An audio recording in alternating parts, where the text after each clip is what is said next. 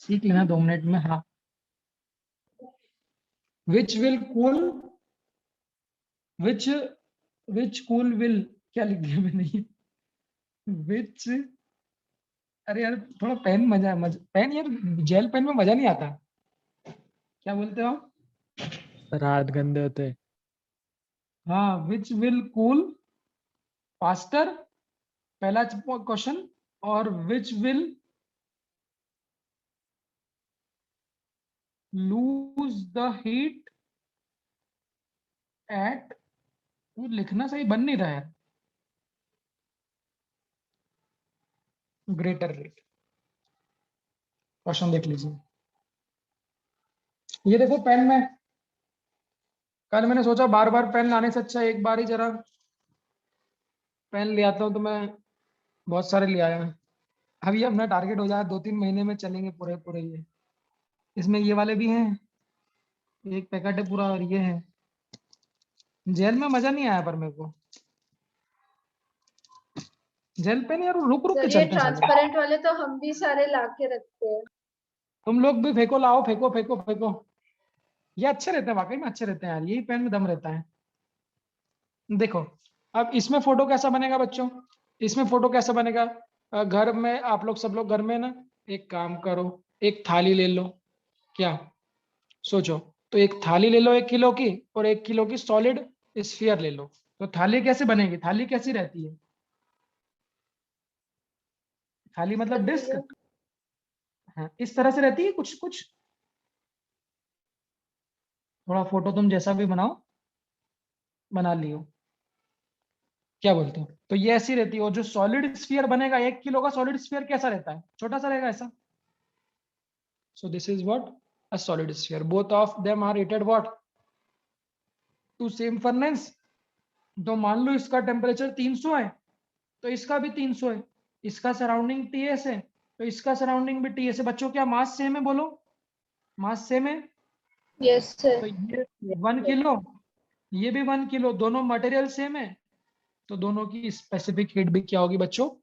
Same होगी। Okay, अब क्या बताना है? Which will cool faster. First वाले क्वेश्चन में क्या निकालना है, आरसी की RH? RC. RC. RC. RC. ठीक है, मैंने बोला आरसी निकालना है, rate of cooling. Sir okay, no problem. Formula लिख देते हैं, T to the power 4 minus T S to the power 4 upon MC. Okay sir, गोला लगा देते हैं। गोले में क्या है? गोले में सही तो सही लगा रहा हूँ, गोला बताना। मास पे लगा दूं, टी पे लगा दूं, H पे निकाल दूं, दोनों का एरिया भी सेम होगा? क्या बोलते हो बेटा? No sir. No sir. नहीं। सेम नहीं होगा। क्या बोलते हो, सहमत हो मेरी बात से? तो 1 किलो की थाली, सोचो थाली कैसा फिगर है, 2D और 3D, उसमें लेना। So it is a 2D figure. जानते हो ना, 2D 3D का वॉल्यूम भी होता है। थाली का वॉल्यूम बहुत नहीं होता जनरली, अगर उसकी किनारों को हटा देंगे तो थाली तो बिल्कुल चपटी होती। तो जो 2D फिगर होता है, सोचो बच्चों, अगर 1 किलो की थाली लोगे तो कितनी चौड़ी बनेगी? क्या बोलते हो? और वही 1 किलो की अगर सॉलिड बॉल लोगे, तो वो बच्चों कैसी बनेगी? छोटी बनेगी। मानते हो? तो जब 3D और यस 2D सर। में कंपेयर करते हैं, तो ध्यान रखना, 2 डायमेंशनल ऑब्जेक्ट का सरफेस एरिया हमेशा क्या होता है? कैसा होता है? ज्यादा होता है, बहुत ज्यादा होता है। तो अगर 1-1 किलो का 3D ऑब्जेक्ट बनाए, चाहे इसको क्या बनाओ, स्फीयर के बजाय क्यूब भी बना सकते हैं, मानते हो? Cube. Yes sir. Yes sir. हमेशा ध्यान रखना, जो सरफेस एरिया किसका, surface area of which objects, 2 dimensional object, it is always greater than the surface area of 3 dimensional object, अगर उन दोनों के मासेस सेम लिए जाए। क्या बोलते हैं? तो बस ये सरफेस एरिया सेम नहीं है, बाकी सब तो क्या है? सेम। तो जो रेट ऑफ कूलिंग है बच्चों, वो किसके प्रोपोर्शनल हो जाएगी? यहाँ पर बाकी सब अगर सेम है तो किसके प्रोपोर्शनल हो जाएगी? एरिया। बस, तो जिसका सरफेस एरिया ज्यादा है, उसकी रेट ऑफ कूलिंग भी क्या होगी? ज्यादा होगी। ज्यादा। तो हमने क्या बोला, थाली और बॉल में थाली का ज्यादा है, तो रेट ऑफ कूलिंग किसकी ज्यादा होगी? of a disk will be greater than the rate of cooling of a sphere. समझ में आ रही बात?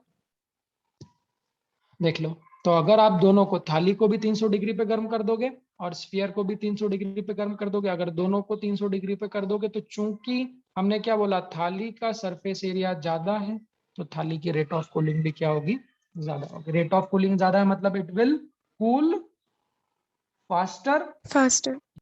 It will cool slower. देख लीजिए, इसी में rate of loss of heat अगर पूछूंगा तो सेकंड वाले पार्ट में क्या पूछा है, which will lose the heat. Loss the heat मतलब पावर, तो पावर भी सेम ही जाएगा बेटा, पावर का भी सेम ही जाएगा। तो आर एच का फॉर्मूला भी क्या है, ई सिग्मा ए, बोलो, T to the power 4 minus T S to the power 4। R H में एम और सी तो नहीं आता, बोलो।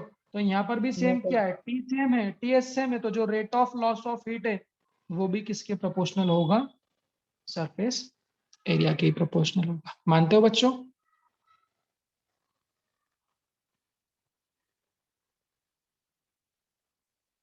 बोलो बेटा, पक्का? Yes. बाकी लोग मानते हो? Yes, तो sir. जो Yes, rate of loss of heat है वो भी किसका ज्यादा होगा, Yes, sir.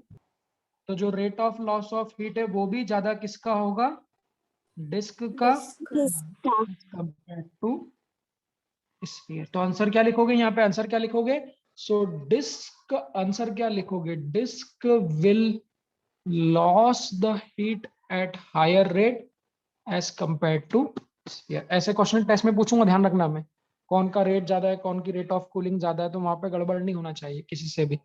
तो फाइनली आंसर क्या हो गया, तो अगर डिस्क और स्फीयर दोनों को सेम टेम्परेचर पर रखोगे तो पहले का आंसर क्या होगा, rate of cooling of disk will be greater than the sphere, so the disk cool faster as compared to sphere। और rate of loss of heat की बात करूंगा तो वो भी सेम रहेगा, so the disc will lose the heat, लिख लेना, at the higher rate as compare to the sphere. बस ये आरसी और आरएच में डिफरेंस था। इसमें कोई डाउट हो तो पूछ लो, फिर नया फॉर्मूला बताऊंगा एक और। इसमें कोई डाउट है? कल क्लास कल से सेम टाइम पे रहेगी, क्या टाइमिंग है?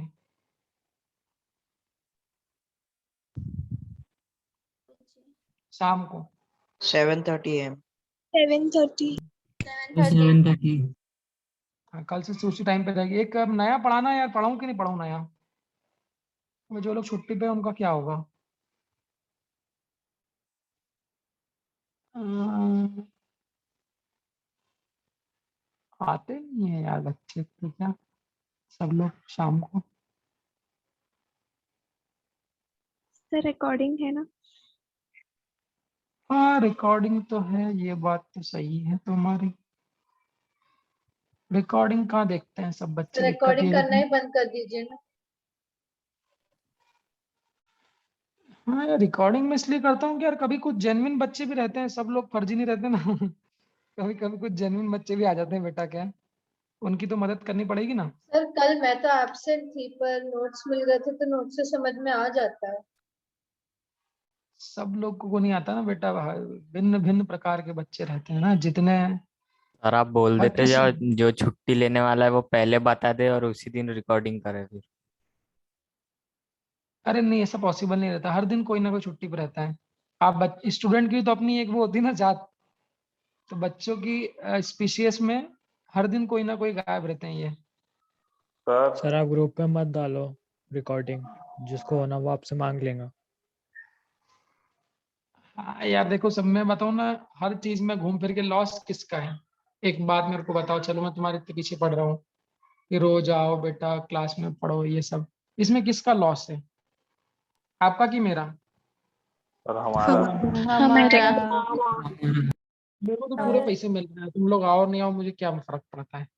मैं रिकॉर्डिंग का, अपन तो बच्चों के भले के लिए कर रहे हैं यार, कि उनका नुकसान नहीं होना चाहिए, क्योंकि मेरे को पता है नुकसान बहुत बड़ी चीज होती है। आप लोग उसको कंपनसेट नहीं कर पाओगे, जो छूट जाता है ना उसको कंपनसेट नहीं कर पाते बेटा। तुम लोग तो वैसे 11th क्लास के बच्चे हो, 12th वाले ही नहीं कर पाते, तुम लोग क्या करोगे? तो इसलिए आप लोगों को बोलते हैं कि मान लो, मानते नहीं बच्चे साले। चलो सर ठीक है।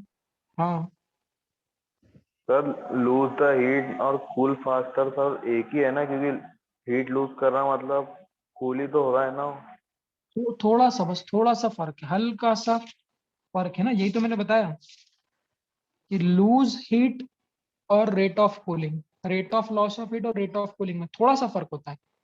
क्वेश्चन पे जाएंगे वो अपन, क्वेश्चन जो अपन ने किए कि जो लूज हीट का रेट है वो एम और सी पर डिपेंड नहीं करता, बट ये करता है। मैंने क्वेश्चन बताया ना, इस क्वेश्चन में फर्क आया कि नहीं आया, समझना, वो फॉर्मूले से ही जाना।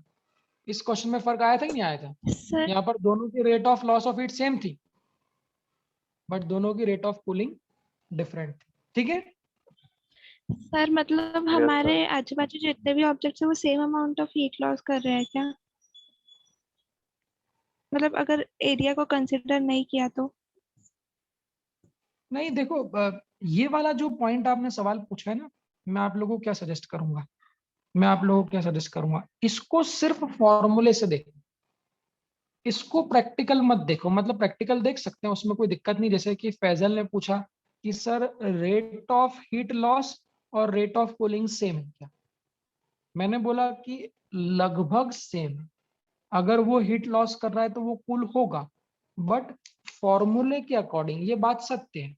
हमने क्या बोला, फॉर्मूलों के अकॉर्डिंग जो रेट ऑफ कूलिंग है वो मास और स्पेसिफिक हीट पर भी डिपेंड करती है, जबकि आरएच नहीं करता।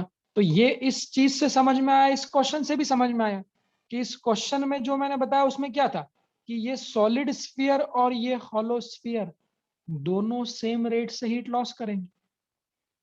जितने रेट से ये लॉस कर रहा है उतने रेट से ये भी लॉस कर रहा है, बट दोनों की रेट ऑफ कूलिंग सेम नहीं है। तो थोड़ा सा फर्क होता है। मैं उसको बोलूंगा कि इसको प्रैक्टिकली कोरिलेट मत करो, लगभग दोनों सेम है, बट जो आरसी है वो एम और सी पे भी डिपेंड करती है। तो अगर हीट लॉस का रेट सेम है तब भी रेट ऑफ कूलिंग डिफरेंट हो सकती है, इसीलिए मैंने आपको ये क्वेश्चन कराया। तो इसको आप सिर्फ फॉर्मूले से कोरिलेट करोगे। ठीक है, किसने सवाल पूछा था? Yes sir. है ना? तो इस बात को सिर्फ फॉर्मूले से कोरिलेट करिएगा। चलिए, इसके बाद मैं पढ़ा देता हूँ फिर और आगे भी। अब जो नहीं आता है उसका तो कुछ नहीं कर सकते भाई।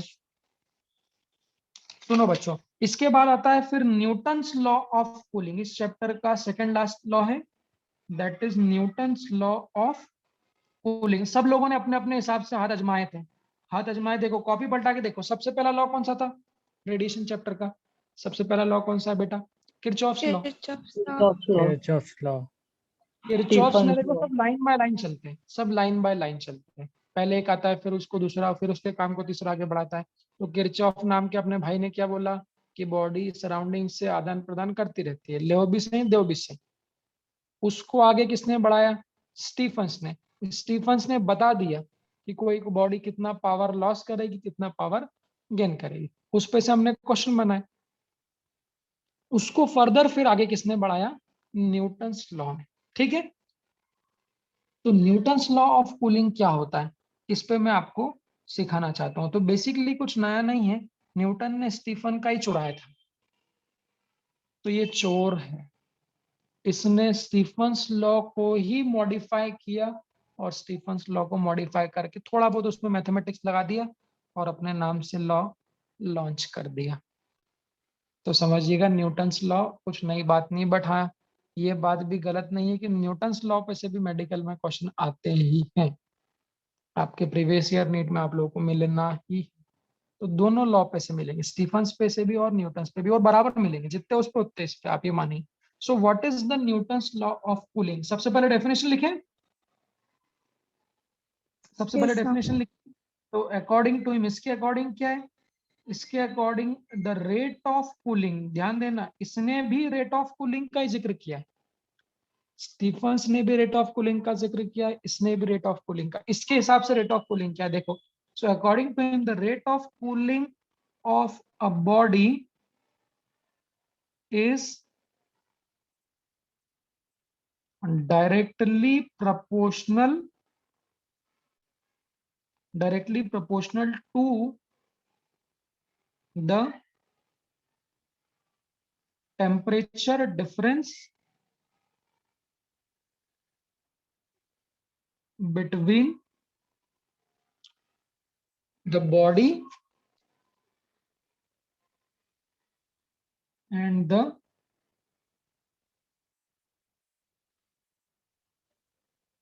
सराउंडिंग, इसके हिसाब से जो रेट ऑफ कूलिंग है it is directly proportional to the temperature difference between the body and the surrounding. इसको पहले लिख लो, फिर इसको समझाऊंगा और फिर आप लोग क्वेश्चन करेंगे। सबसे पहले इसको लिख लो डेफिनेशन को, rate of cooling is directly proportional to the temperature difference between the body and the surrounding. Numerically क्या लिखेंगे, रेट ऑफ कूलिंग मतलब क्या है, आरसी। तो इसके हिसाब से जो रेट ऑफ कूलिंग है वो किसके प्रोपोर्शनल है, टेम्परेचर डिफरेंस मतलब क्या, इस लाइन का मतलब क्या होगा बच्चों, temperature difference between body and surrounding. Body का टेम्परेचर क्या होता है, बॉडी का टेम्परेचर क्या मानते हैं, टी, और सराउंडिंग का टेम्परेचर क्या है, TS। तो टेम्परेचर डिफरेंस मतलब क्या होगा, माइनस TS होगा, बोलो। डिफरेंस मतलब सब्ट्रैक्शन। तो न्यूटन्स के हिसाब से जो रेट ऑफ कूलिंग है वो किसके प्रोपोर्शनल है, that is proportional to minus TS। Proportionality को हटाओगे तो क्या कांस्टेंट आएगा बच्चों, तो प्रोपोर्शनलिटी को हटाओगे तो कांस्टेंट आएगा। तो यहाँ पर जो कांस्टेंट है उसको कुछ भी नाम दे दो, तो RC इज इक्वल टू जो भी नाम देना है K into T minus TS। ये छोटा सा न्यूटन ने एक बात बोली, अभी समझाऊंगा तो समझ आएगी, इसको पूरी बात ध्यान में नहीं, एक छोटा सा। तो न्यूटन ने क्या बोला कि कोई भी बॉडी की जो रेट ऑफ कूलिंग है वो टेम्परेचर ऑफ बॉडी और टेम्परेचर ऑफ सराउंडिंग के डिफरेंस के डायरेक्टली प्रोपोर्शनल है। प्रोपोर्शनल मतलब क्या होता है, तो डायरेक्टली प्रोपोर्शनल मतलब क्या है बच्चों, ऐसा बोलूं तो more will be the temperature difference, जितना ज्यादा टेम्परेचर डिफरेंस होगा क्या उतना ही ज्यादा रेट ऑफ कूलिंग होगी। Yes sir. Yes, sir. तो यहाँ पे लिखूंगा, फिर इसका मैं प्रैक्टिकल एग्जांपल दूंगा तब आपको समझ में आएगी। तो यहाँ लिखूंगा more will be the temperature difference, more will be the rate of cooling। Example मैंने बोला, मान लीजिए मैं चाय पी रहा हूँ, ये मेरा चाय का कप है, ये चाय कप में भरी हुई है, इस चाय का टेम्परेचर 70 डिग्री सेल्सियस है। ये चाय मेरे रूम में रखी हुई है, रूम का टेम्परेचर 20 डिग्री सेल्सियस। वहीं दूसरी चाय मेरे कप में, उतनी ही चाय मेरे कप में दूसरी ज्यादा गर्म है, ज्यादा गर्म है मतलब इसका टेम्परेचर 100 डिग्री और रखी है उसी रूम में, सेम सराउंडिंग। देख लो, so we have a 2 cup of tea. आवाज आ रही मेरी, 2 cup of tea, one it is at, one कितने पे है, the first one it is at 70 degree Celsius and the other one it is at 100 degree Celsius. Both of them are kept in the same surrounding. अब वो बोलेंगे according to the Newton's law of cooling which will cool faster, ऐसा वो पूछेगा। कल इस पे थोड़े मैं दूसरे टाइप के क्वेश्चन भी होंगे वही बताऊंगा। तो आप मुझे बताइए ज्यादा रेट ऑफ कूलिंग किसकी होगी इन दोनों में से, तो इस बॉडी और सराउंडिंग का डिफरेंस कितना है, 50 डिग्री कितना है? सेल्सियस। 50 degree Celsius. यहाँ पे ध्यान रखना, इस पे से क्वेश्चन बनेगा और वो छोटा बनेगा, इसका एक एवरेज फॉर्म भी होता है वो भी बताऊंगा। तो न्यूटन ने तो भाई सिंपल सी बोला कि जितना ज्यादा बॉडी और सराउंडिंग में डिफरेंस होगा उतनी ज्यादा रेट ऑफ कूलिंग होगी भाई। तो ए वाली चाय के लिए बोलो rate of cooling for a, rate of cooling for a किसके प्रोपोर्शनल होगी, दैट इज द 70 माइनस 20। मानते हो, यस सर। मानते हो। और वही अगर rate of cooling of B निकालूंगा तो बी का टेम्परेचर कितना है, प्रोपोर्शनल लिखो, बी का टेम्परेचर कितना है 100 और सराउंडिंग कितना है 20। तो rate of cooling of A is proportional to what 50 बोलो, और rate of cooling of B proportional to what 70। तो क्या ऐसा बोल सकता हूँ कि चूंकि बी वाली बॉडी, 80 होगा सर 80 होगा। मैं तो चेक कर रहा था आप लोग मेरी बात सुनते हो कि नहीं सुनते हो, देख लो। तो चूंकि बी वाली जो चाय है उसका सराउंडिंग से डिफरेंस ज्यादा है, तो न्यूटन के हिसाब से जितना ज्यादा टेम्परेचर और बॉडी के बीच डिफरेंस हो, सराउंडिंग के बीच डिफरेंस होगा, उतने रेट ऑफ कूलिंग क्या होगी ज्यादा। तो यहां से कमेंट कर दूं, तो रेट ऑफ कूलिंग ऑफ किसकी, बी वाले कप की ज्यादा होगी एज कंपेयर टू ए वाली। तो जल्दी ठंडी कौन सी हो जाएगी, बी। अरे वो बी। B B. एक मिनट जरा शांति से सुन लो। जल्दीबाजी नहीं मचाना बेटा, पहले सोचो समझो तोलो और फिर बोलो। तो मैंने क्या सर बोला? ए सर ए। सुनो एक मिनट, एक मिनट। सोचो समझो तोलो और फिर बोलो। रेट ऑफ कूलिंग किसके प्रोपोर्शनल है? टेम्परेचर डिफरेंस के।